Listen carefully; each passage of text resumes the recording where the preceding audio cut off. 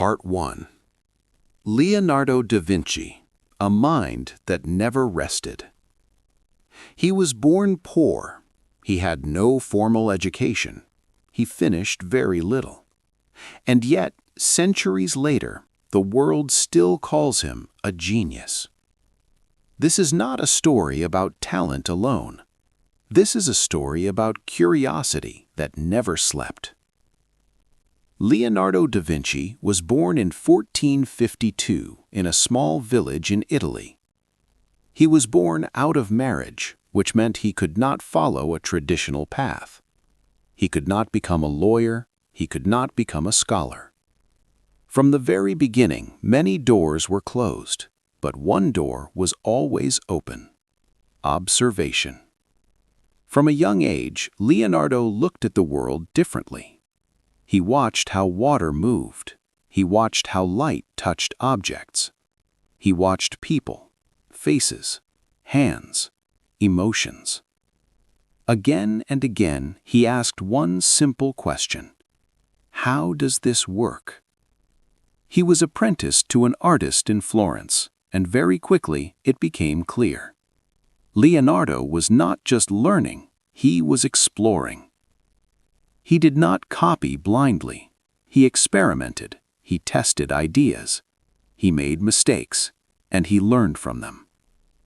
Leonardo believed that understanding comes from seeing, not from memorizing words, not from following rules, but from careful attention. Step by step, he trained his mind to notice details others ignored. He carried notebooks everywhere. Thousands of pages filled with sketches, questions, and thoughts. He wrote about painting. He wrote about anatomy. He wrote about machines that could fly. Word by word, he built a private universe of ideas. Leonardo often started projects with great passion, and just as often, he did not finish them. Many people saw this as a weakness, but Leonardo was not chasing completion, he was chasing understanding. For him, learning never ended. When one question was answered, another appeared. Little by little, his mind moved from art to science, from science to engineering, from engineering to philosophy. He once said that wisdom is the daughter of experience, and experience was his true teacher.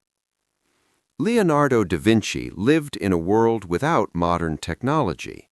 No computers, no microscopes, no engines, only the human eye and the human mind, and he trusted both deeply. He was not in a hurry. He believed the truth reveals itself over time. Again and again, he returned to the same questions, the same drawings, the same ideas. Each time, he saw something new. Leonardo da Vinci was not trying to be great. He was trying to understand life itself. And that restless curiosity would change everything. Part 2. Seeing what others missed. Leonardo da Vinci did not separate art from science. For him, they were the same thing. To paint well, you had to understand the body. To understand the body, you had to observe it closely. And to observe closely, you had to be patient. Again and again, Leonardo returned to the human form. He studied muscles, bones, movement. He watched how a hand bends, how a face changes with emotion, how light moves across skin. Little by little, his drawings became more precise, more alive. He believed that nature follows rules, and if you watch carefully, those rules reveal themselves. Step by step, Leonardo trained his eye. He did not rush. He did not guess. He looked. Leonardo dissected human bodies to understand anatomy. This was dangerous and forbidden at the time, but curiosity was stronger than fear. He wanted to know what was hidden beneath the surface. Word by word, Line by line, he mapped the body as if it were a landscape. What he discovered changed his art forever. His paintings began to breathe. Faces showed inner life. Smiles were uncertain. Eyes seemed to think. The famous smile in the Mona Lisa was not an accident. It was the result of deep observation. Leonardo also studied water. He watched rivers flow. He watched waves break. He noticed patterns. He believed water was the driving force of nature. Again and again, he drew spirals, currents, and movement. What looks chaotic, he thought, has structure. When Leonardo looked at the sky, he did not see mystery. He saw possibility. He designed flying machines, wings inspired by birds, devices meant to lift humans into the air. Most of them were never built, but the ideas were there, waiting. Many people around him wanted quick results, finished paintings, clear answers, practical machines. Leonardo moved at a different speed. He followed questions, not deadlines. And this often confused others. He was called unreliable, distracted, slow. But Leonardo understood something important. Deep work takes time, and understanding cannot be forced. For him, every mistake was information. Every failure showed a better direction. Again and again, he adjusted, he refined, he learned. Leonardo was not collecting facts. He was building a way of thinking, a way of seeing the world with open eyes and an open mind. And this way of seeing would shape everything he touched. Part 3. A Mind That Could Not Stop. Leonardo da Vinci lived inside his mind as much as he lived in the world. His thoughts never rested. When he worked on one idea, another appeared, and then another. Again and again, his curiosity pulled him forward. This is why he struggled to finish projects. When a painting was almost complete, a new question would interrupt him. How does light really behave? How does emotion change the face? How does the body move under the skin? For Leonardo, one answer always led to 10 new questions. Many people saw this as a problem. Patrons wanted results. They wanted finished work. They wanted speed. Leonardo offered something different: depth. He worked slowly, step by step, layer by layer. Sometimes he would stare at a painting for hours without touching it. He was not wasting time, he was thinking. He was waiting for clarity. Leonardo believed that rushing destroys truth. He trusted process more than pressure. Little by little, he returned to the same ideas, refining them, seeing them from new angles. Each return brought deeper understanding. His notebooks show this clearly. Pages filled with ideas that jump from topic to topic. A drawing of a face, a study of gears, notes about shadows, thoughts about the soul. There was no clear order, but there was a clear mind at work. Leonardo wrote many notes in mirror writing, from right to left. Some say he wanted secrecy. Others believe it simply felt natural to him. Either way, it shows how independent his thinking was. He followed his own logic. He questioned authority. He questioned tradition. He questioned accepted knowledge. For him, truth did not come from books alone. It came from experience, from observation, from testing ideas in the real world.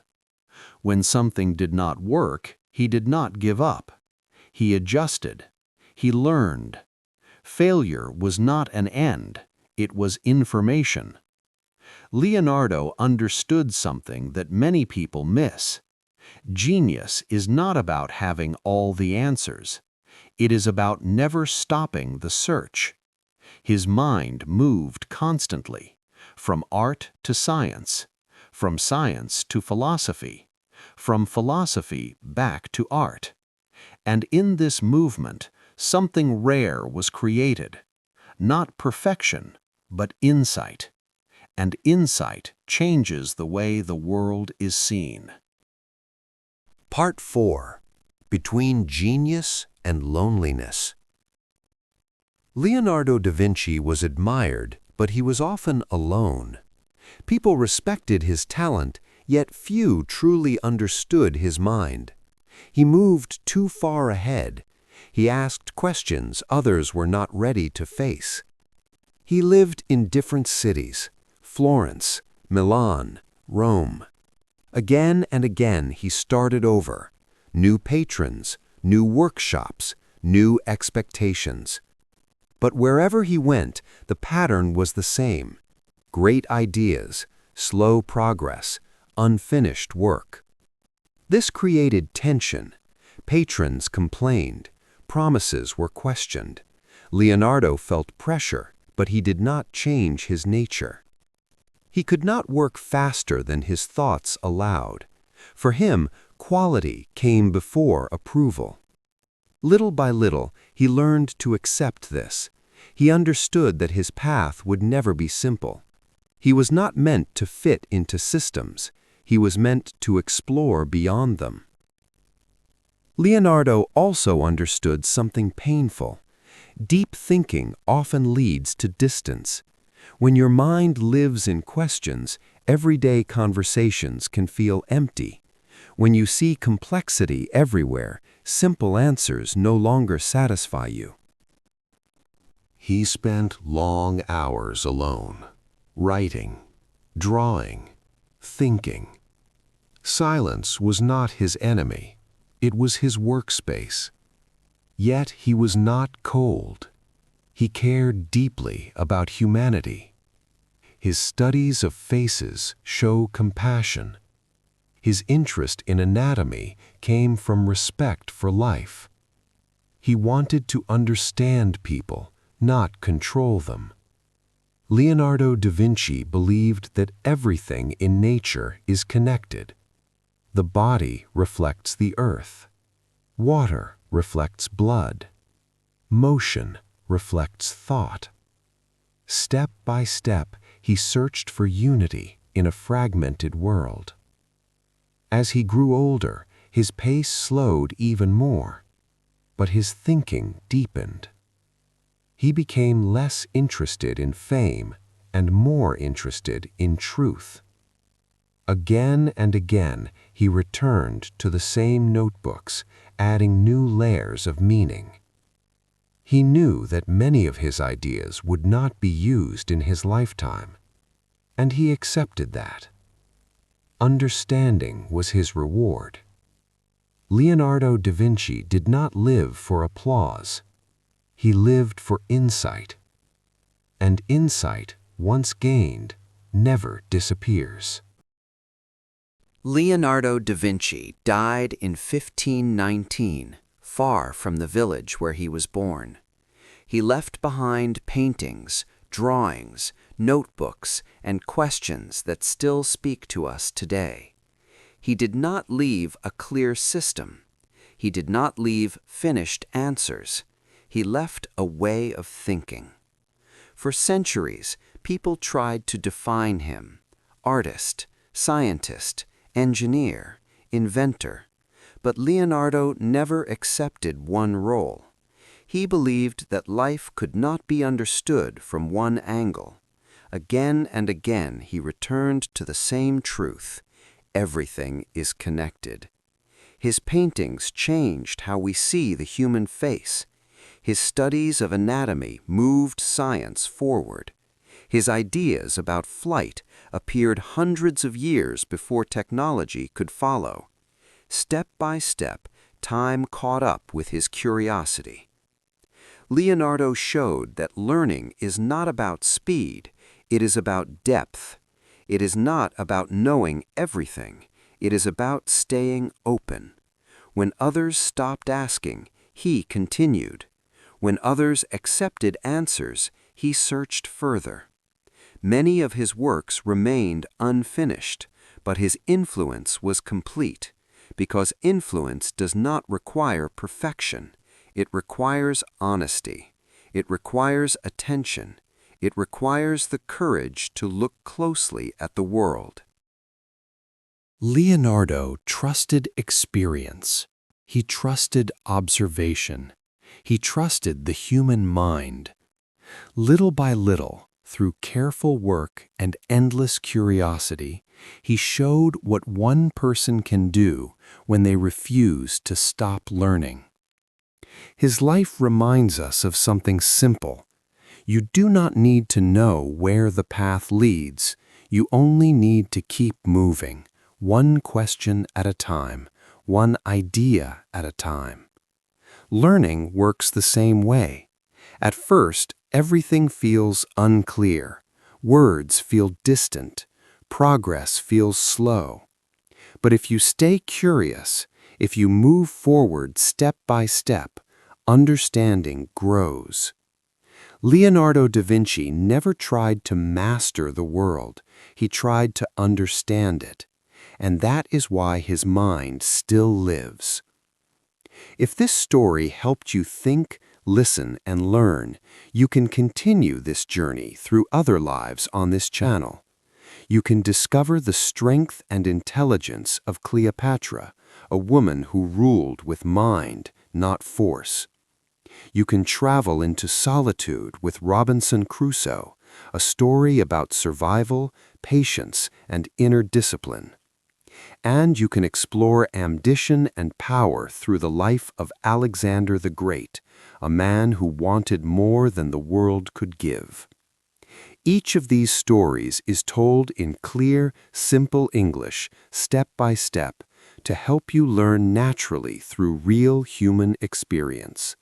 Choose one, listen calmly, and continue learning, one story at a time.